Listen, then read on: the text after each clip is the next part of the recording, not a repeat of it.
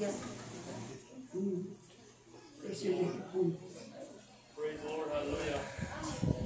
Praise the Lord, hallelujah. Hallelujah, Lord.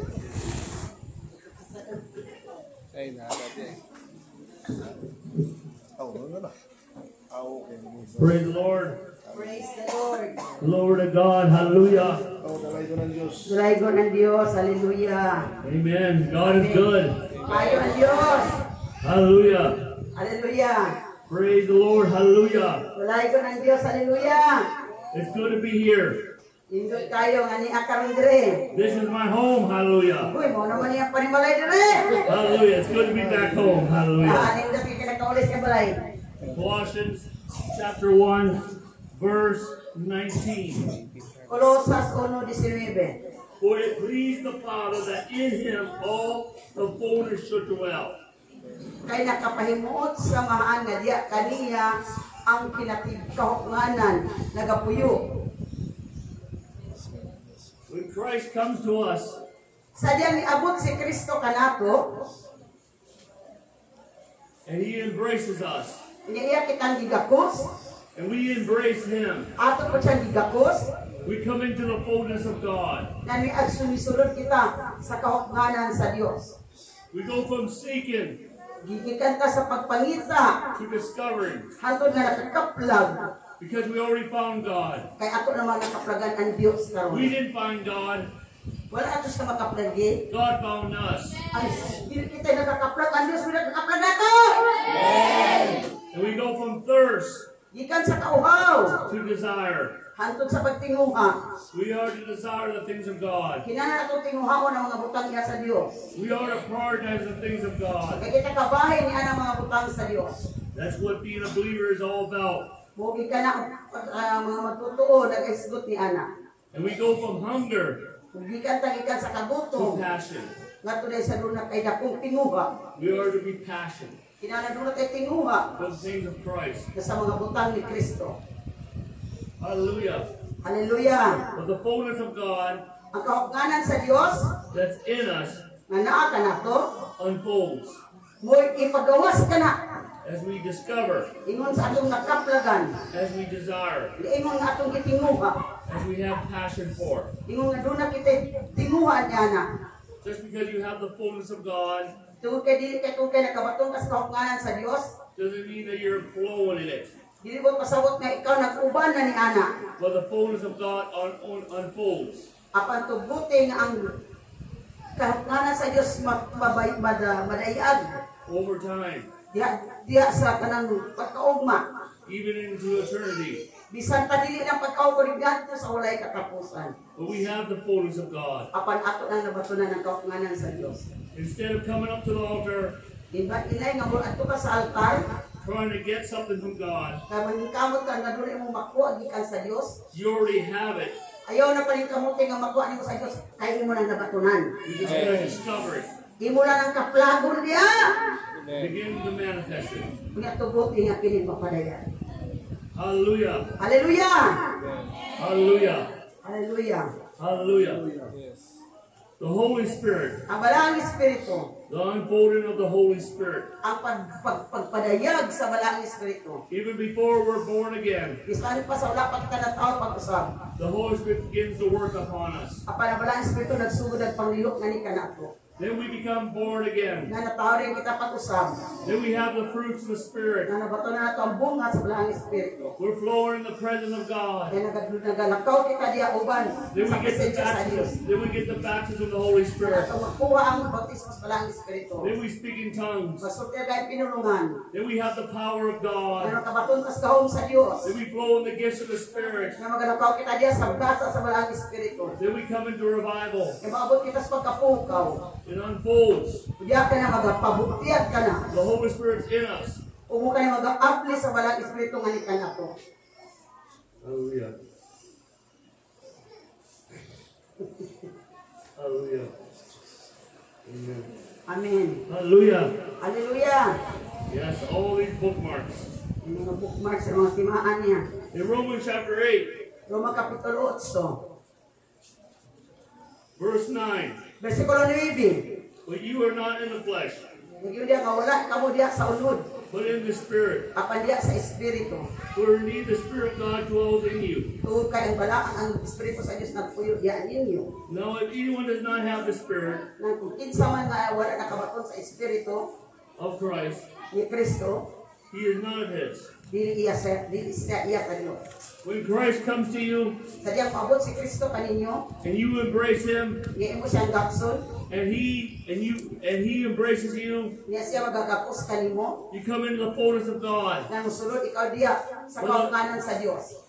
You have the Holy Spirit. Naa kanimo ang balaang espiritu. You cannot be born again Yakay sa pagkatao pag-usab. without the Holy Spirit. Dili ka matapag-usab kung wala ang balaang espiritu. Every born again Christian Ang matag na tao pag-usab ng Kristohano, has the Holy Spirit. nakabaton ka mo sa balaang espiritu. But then the Holy Spirit unfolds to more. Unya ang balaang espiritu, mag-aapli, magapadayag pagdugang. But when you get born again, Apan sa di pagkatao pag-usab, you don't have 5% of the Holy Spirit. wala pa kay kanya balo ang 5% sa balaang espiritu. You have the whole of the Holy Spirit. Dili lang mo nabatunan ang kabahin sa balaang espiritu, apan nabuktunan mo ang kinatibuk-an sa balaang espiritu. But as you come in more of the truth of the Scriptures Apan sa diya mo duol ka padlugang sa kabaturan sa kasulatan, and believe in these things kunya imo tuuhan kini mga butanga, and desire these things, imo tinuhaon kini mga butanga. the Holy Spirit unfolds more in our life. Oh, magpadayag pagdugang pa ang balang espiritu nga ni sa atong kinabuhi. We are to believe for these things. Kinanglan atong tuuhan ni mga butanga. Hallelujah. Hallelujah! Amen. Hallelujah. Praise Hallelujah! God. Hallelujah. I do believe in the baptism of the Holy Spirit. Ako nagatuo ako sa bautismo sa balaang espiritu. When I talk about the fullness of God, Sa diya mag-isot ako sa kaupunganan sa Dios.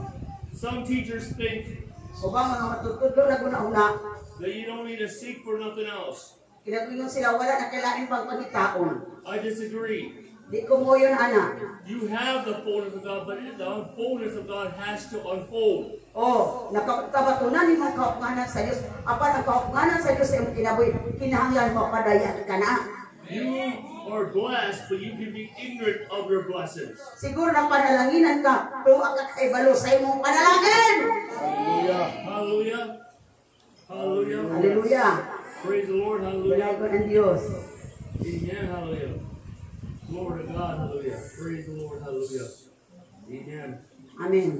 Years ago, the Tuloy yung labay. Lord started speaking to me about these terms, the unfolded. Ang Diyos sa sugod pakigsulti kanya may tuwa ning pulong nga unfolding ang pag-abli. So I call it the unfolded doctrine. Munagong itawagan pag-abli nga doktrina. Amen. Amen. So instead of saying, I don't have it, you're believing that you have it.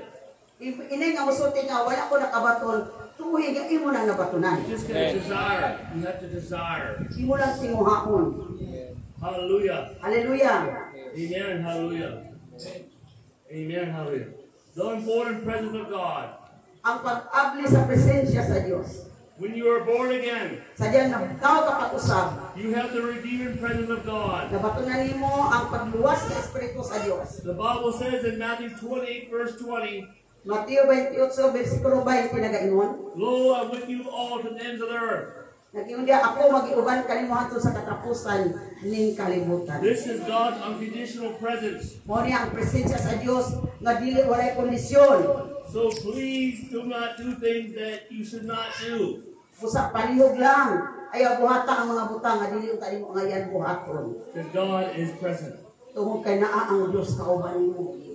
Then there is the tangible presence of God. Na nimo makita kini mahikap nga presensya sa Dios. In Colossians 2, verse 12, Kolosas 2 bersikulo 12. we have union with God Nagduna kita panagiusa diya sa Dios. through the finished works of Christ, Pinagi sa natapos na trabaho ni Kristo. through the death, burial, and resurrection of Christ, Pinagi sa kamatayon, paglubong, pagkabanhaw. that we can feel God, Natong mabati ang Dios. not based on how good we are, Dili base sa ang sakit na kamaayo. but that God Apan sa Dios. wants you to feel Him Gusto sa Dios nga mo siyang bation. as He wants to feel you. Ingon usab nga siya gusto kanyang bation. Hallelujah. Hallelujah. And as us men, if we do not say to our wives we love them, they're going to think something's wrong. Kamu mga bana ko ninyo yung asawa, I love you, may hula-hula din ang asawa. Murag nanay I love you ani nga lahi. We must welcome the presence of God. Inana ko kinanglan abi-abiho nato ang presensya sa Dios. We must kiss God. Kinanglan maggatos ka sa Dios. Ako siyang pabatiyon sa akong We gugma. must hug God. Ako siyang gatson. Cannot God hug you? Di ba na ang Diyos magagatos ko kanina? Yes, He can. Kaya gawin na siguro mga agakos dati naman yung magagatos. Pwede ang Diyos It magagatos is the din. tangible presence of God. Kaya kining kitawag nga mahikap na presensya sa Diyos. Then there is the refreshing presence of God. Ninadi ka ng pagkapabagko nga presensya sa Diyos. In Acts 3, verse 19, Mga buhat 3:19. times of refreshing comes from the presence of the Lord. Doon ay pagkabago, pagkalingan. Na bago ikaw, maabot ang mga butang ka ng mga butanga. Diya sa presensya sa Diyos. From time to time, we need to be refreshed. Doon ay mga panahon na kinahanglan ka ng mabago. Ma-recharge kita. We need a drink Kinakag-inom ta. of water. Inom tag tubig. We gotta drink like how many glasses of water we drink a day? Pila ba kabaso ng tubig atong kainom kada adlaw? Well, 6 glasses. Let's say that. Butang na nato unong kabaso. Hallelujah. Hallelujah. If you drink like at least 2 gallons of water, you're gonna start losing weight. Kaya kung mag-inom ka kahit 2 ka galon ng tubig kada adlaw, magniwangin ka. Inom ka ganang kaagad, kaya busog ka sa tubig. And we have to bathe every day. Ipaligo po pag may time. Even when your son does not bathe, you know. Kabalo kita, basta kung anak ko iligo. Hallelujah. That's why we need a refreshing of God's presence. Mo po na diya sa presensya sa Diyos. Mura matang-adaw, doon na kita'y pagbago diya sa presensya sa Diyos. Then there is the tranquility presence of God. Dinadya ang presensya sa Diyos. The Bible says in Philippians 4, verse 7, Pilipos 4, versikulo 7. the peace of God surpasses all our mind and understanding. Nang kalinaw sa Diyos, labaw pa sa ato mga una-una. Hallelujah. It's just such a peace. The presence was such a peace that's beyond what you can imagine. Hallelujah. Ang presensya sa Diyos mo nang kalinaw, malabaw pa sa imong mga una-una ug makanang malanghunduraw nimo. When I'm talking about the unfolded presence of God, Sa diyan mag-discuss ako diya sa pag-abli sa presensya sa Diyos. this is unfolding in your life. Mo kinipod ang pag-abli sa imong kinabuhi. About the redeeming presence of God, Diya sa kaning pagluwas, paglukat na presensya to sa the Diyos. tangible presence of God, Hindi naman mahikap sa presensya sa to the Diyos. refreshing presence of God, Isa pa diya sa pagbago nga presensya to sa the Diyos. tranquility presence of Diya God. sa imong pagtuaw nga presensya sa Diyos. Then there's the healing presence of Kaya God. pabot kining presensya sa Diyos sa kayuhan. In Luke 4, verse 17, Lucas 4, versikulo 17. when the Lord was present, there was healing. Sa diyan sa diyan ang Diyos adunay pagpang-ayo. That's why it's best to practice God's presence. And when you feel His presence, that is when you should pray for the sick. Kada mo sa kinahanglan ginato nga batiwan ang presensya sa Diyos. Kay sa diyan anaan ang presensya sa Diyos, aya din ka mag-ampos adunay mga balatian. Then there is the intoxication presence of God. Na napoy presensya sa Diyos nga makahubog. Acts 2, verse 23, are they not all full with wine? Nga diya sa mga buhat dos sa tuwa bersikulo, wala sila nang hubog sa bino. Sa tuwa pastor 23. We're called to be drunk in God. Nga ba na hubog sila diya sa Ginoo. Not with real wine, Dili na mga hubog nga tuban diya pay terwaan. but the true real wine. Apa ang tinuod nga bino gumawang presensya sa Diyos. The Holy Spirit. The Holy Spirit. Hallelujah. Hallelujah. Hallelujah! Amen. Then there is the soaking presence of God. O napoy presensya sa Diyos sa paghumol. In Ephesians 2, verse 6, Episo 2, versikulo 6. we're seated in Christ in heavenly places. Nangalingkod kita kauban ni Kristo dito sa langit ng dapit. We must awaken Kinahanglan magmata kita. and relax and soak. Unya kinahanglan mag-relax o magpahumol. You are already in the presence of God. Kaya naa ka na sa presensya sa Diyos. Learn to soak in the presence of God. Katuni nga magpahumol ka sa presensya sa Diyos. Before you preach, before you teach, or before you go off to work, Sa dili pa kamuwalay, sa dili pa kamutudlo, sa kamulakaw, mo trabaho, pahumol usa sa presensya sa Diyos. learn to soak in God's presence. Katuni nga magpahumol ka sa presensya sa You will Diyos. have a more prosperous day. na makabaton ka kung mas mausuwagon ka. Then there's the deep presence of God. Na kinilalong na presensya sa Diyos. In Psalms 42 verse 7, Salmo 42 versikulo 7. deep called on deep. Diya ang laong nagtawag usab og laong. The deep presence of God takes us to the deep things of God. Kay tultian ta mo ang laong nga presensya sa Dios, magdala ka nato sa laong nga mga butang sa Dios. It is not the alone of our study of the Scripture that takes us to the truth. It is the Holy Spirit upon the Word. So tiyan ta mo, dili mo laom ang imong pag-alagad pinagis pagtuuna sa pulong sa Dios. Apan ang balaang espiritu mo'y magdala kanimo diya pinagis sa pulong nga mulaom ka sa pag-alagad niya. Amen. Amen. Not only the deep presence of God goes to the deep things of God, but the deep presence of God heals the deep wounds in our hearts. Dili lang ang laom nga presensya sa Dios magdala ka nato sa laom nga mga butang sa Dios. Apan mag-ayo usab sa laom nato nga mga balatian o kasakitan. And there's a manifestation presence. So na ko kini pagpadayag, gipadayag nga presensya. 1 Corinthians 2 verse 4. Kaduhang Korinto versikulo kapitulo 2 versikulo 4. It talks about the manifestation of the gifts of the Spirit. Una na ginisgot diya pagpadayag sa gasa sa walaang espiritu. The presence of God manifests. Ang presensya de Dios ngay padayag. This is where signs and wonders come from. Muni mahitabo ang mga milagro mga ilahanan mga pagtabo. This is where the gifts of the Spirit come. Muni moabot ang mga gasa sa walaang espiritu. Let's turn to Isaiah 64. Isaiah 64. Hallelujah. Hallelujah.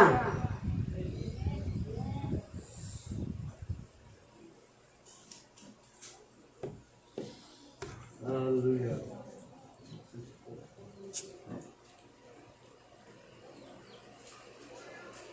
Hallelujah. Hallelujah. Hallelujah. Verse 1 Versikulo 1. to 3. Uno pa yun sa 3. Oh, that you would rain down the heavens, O ikaw nagapaulan gikan sa langit. and that you would come down, Ikaw mag-aabot pagkakanaog. that the mountains might shake at your presence, Unya ang imo din yung presensya. as fire burns brushwood, Nga ingon kini mag-ut-ut sa mga kahoy. as fire causes water to roll. Bisan pa ang tubig yan nga magabukal. To make your name known to your adversaries, Bisan pa yung mga pangalan mailan at sa mga kaaway. that the nations may tremble at your presence. Bisan pa ang mga naso magapurog sa imong presensya. When you did awesome things, Sadya makahimo kag mga maayong butang. for which we did not look for, Nga wala gay nato kinitlang tawag tinuhaan. you came down, Ikaw mo naog. and the mountains shook at your presence. Pero ang imong presensya magapangilipod. This is the revival presence of God. Mo kani ang pagkapukaw nga presensya sa Dios. Revival is coming to the Philippines. Ang pagkapukaw mag-abot sa Pilipinas. The revival is already in your heart. Apan ang pagkapukaw na anak karon sa inyong mga kasing-kasing. You gotta begin to practice the presence of God. Kailangan sugdan talang pagbansay sa presensya sa Dios.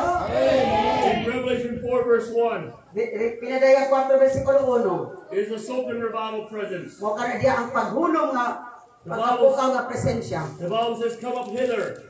Dito diya paduol pa.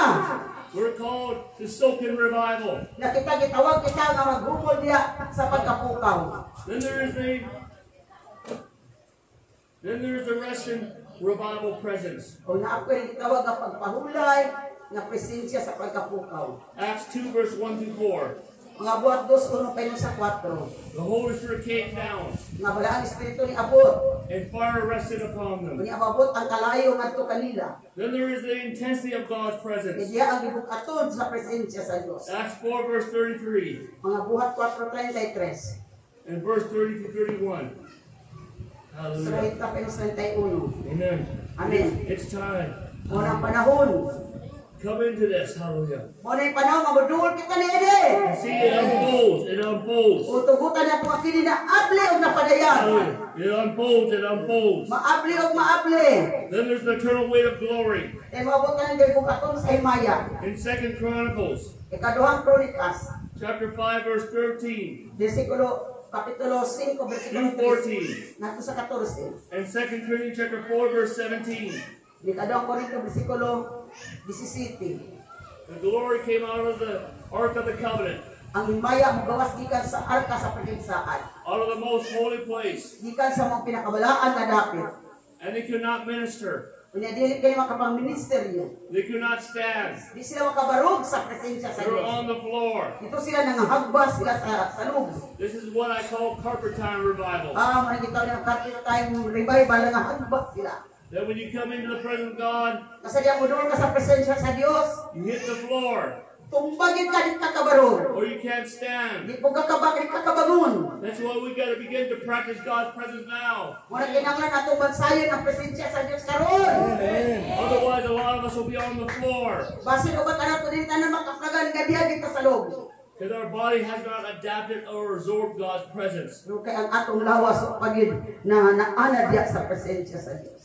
Hallelujah. Hallelujah. Then there's the unfolding power of God. Yung pagpadayag sa gahom sa Diyos. Amen. Amen. In Mark chapter 16, Mark chapter 16, verse 17 through 18. Marcos 16, 17, pero sa 18. Hallelujah. Praise the Lord. Hallelujah. Amen. Amen.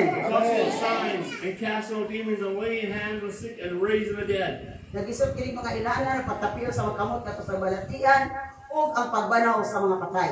Just as the presence of God unfolds, Muni kini sumaw kini sama sa pag-abli sa the presensya sa power of Dios. God unfolds. Ang gahom sa Dios na abri. Hallelujah. Hallelujah. The presence of God is pregnant with the power of God. Ay presensya sa Dios nagmabdo sa gahom sa Dios.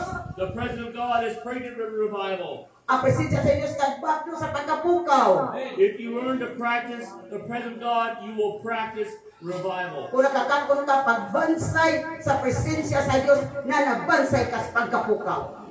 Every believer Matag magtotoo. is a flowing sign and cast out demons and laying hands and raising the dead. Ang tanang magtotoo, makahimo pag-abog sa yawa, pagtapiyon sa mga kamot ug ang mga patay mo bangon. Then the Bible says in Acts chapter 2, verse 17 through 18. Mga buhat, 2:17 Talks about outpouring the Holy Spirit, nagisod ka na sa pagbuko sa balaang espiritu. prophecy, vision, and dreams. Ya mga pagpanagna, pagpusiya ug pagpananaw. The Lord wants every believer to flow in prophecy, vision, and dreams. Buot sa Dios nga kana magtotoo, maabot kaning punto nga magadamgo kita, magapropesiya ug magapanagna. The devil is already afraid of us. Ang yawa hadlok na nimo. Let's make him more afraid of us. Kung mag-practice kasi mo presensya sa Dios, samot gid sa karatil og dagan palayo nimo. Let's go and torment him. Na, siya na atong hasulon. Dili na siya mo hasol nato. Ang yawa na atong hasulon karon. In 1 Corinthians 2, verse 14 through 15, O dito sa Korinto, talks about the demonstration of the Spirit and power. nagsulti ka na pagpadayag sa espiritu pinagi sa pagpakita sa gahom. This comes with the preaching and teaching and sharing the word. Kini magabot kini sa pagtudlo o pagwali sa pulong. Then 1 Corinthians 12, verse 7, 1 Korinto 12:7, the gifts of the Spirit. ang gasa sa balaang espiritu. Again, these things are unfolded. Usab-usab kini mga butangan na abri nagsige ka abri. What the Lord has given me Kung sa gihatag sa Dios kanako. is a supernatural map. O kini ang supernatural nga mapa. Not a formula, Dili formula, but a goals and desires to desire these supernatural things. apan dili niya formula, apaon mo mauni ang mga butang nga atong tinguhaon para kini diha sa Dios.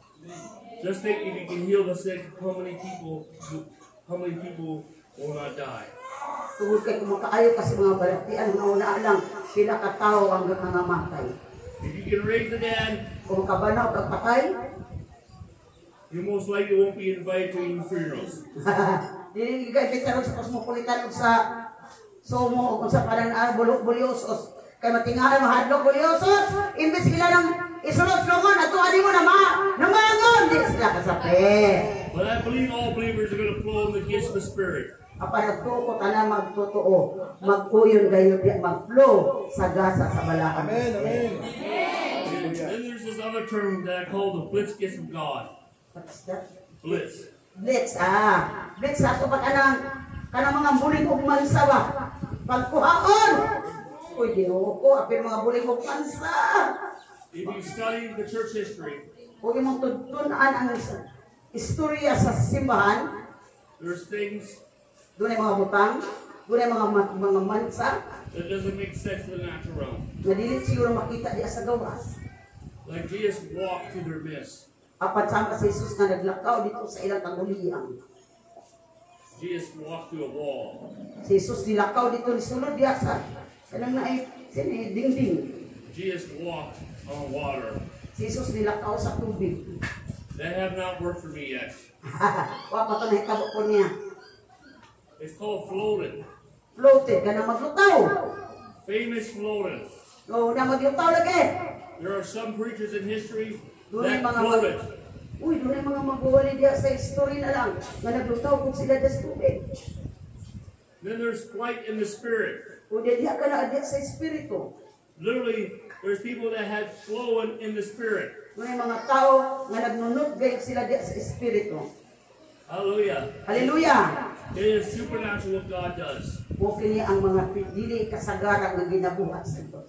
These things come from the working of miracles. Kini mga butang nga mag-abot ka sa pagpamuhat ng mga milagro. They're part of the manifestations of the sons of God. Kabahit kini sa pagpadayag sa anak sa Dios. Then in Acts 10 verse 38, Buhat 10:38. how God anointed Jesus and he went all those oppressed of the devil.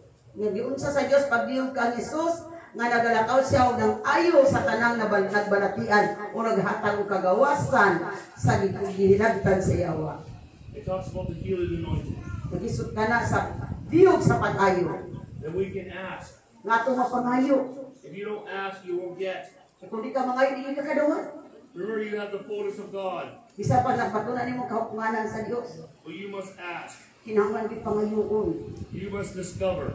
Imong kaplagon. In John 7 verse 38, Juan 7:38. rivers of living water.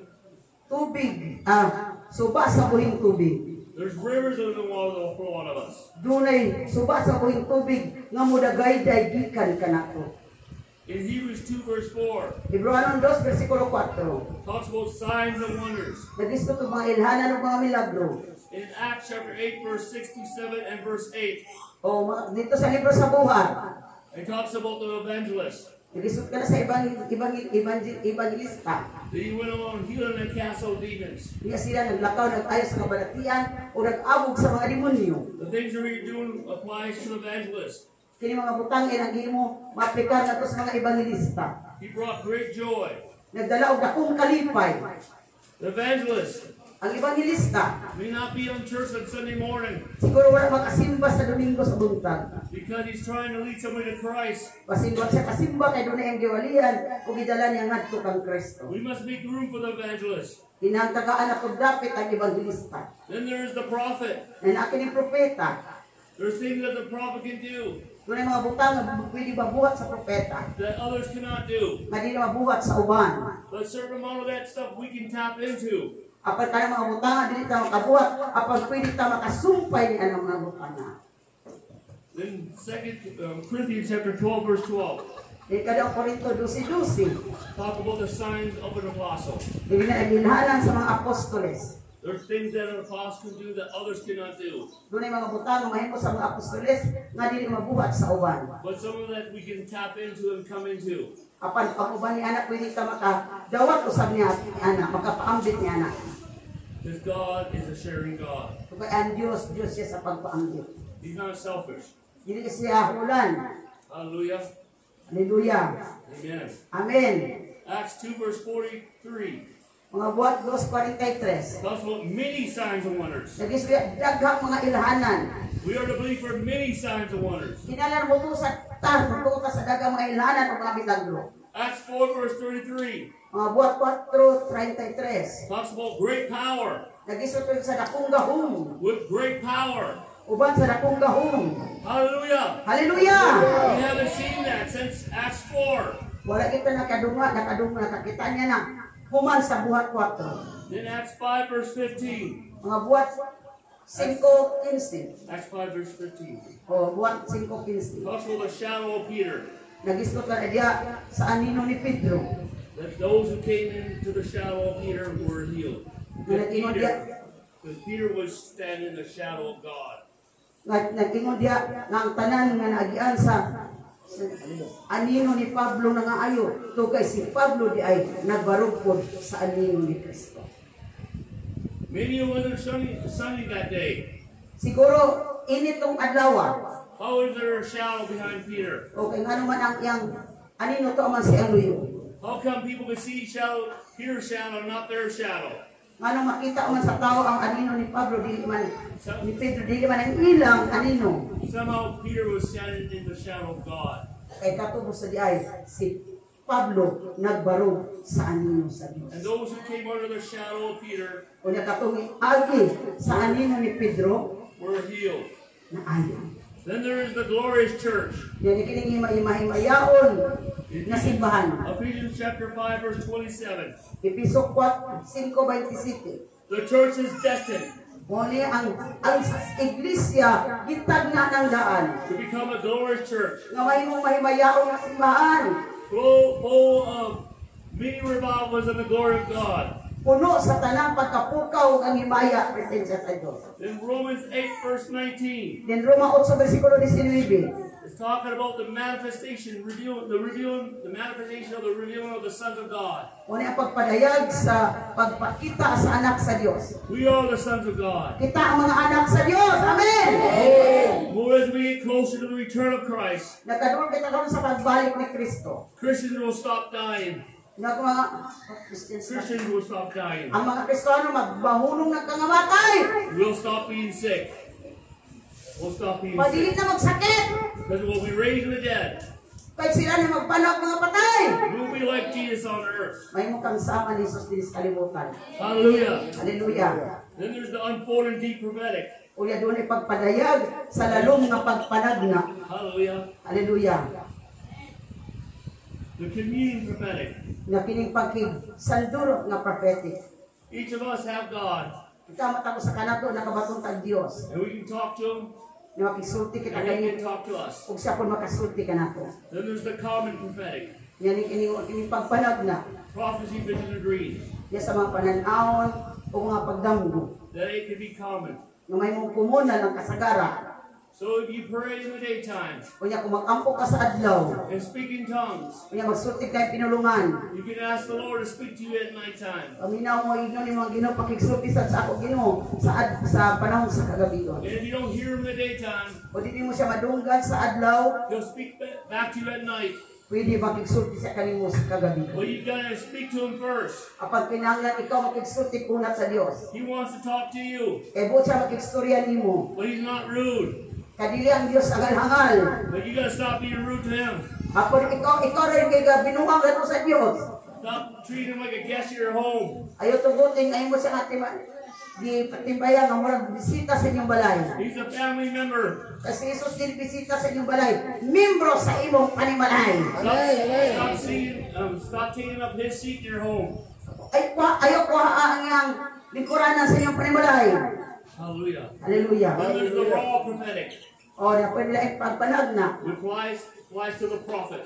Nag-apply kini nga sa mga propeta. Certain amount of that we can tap into.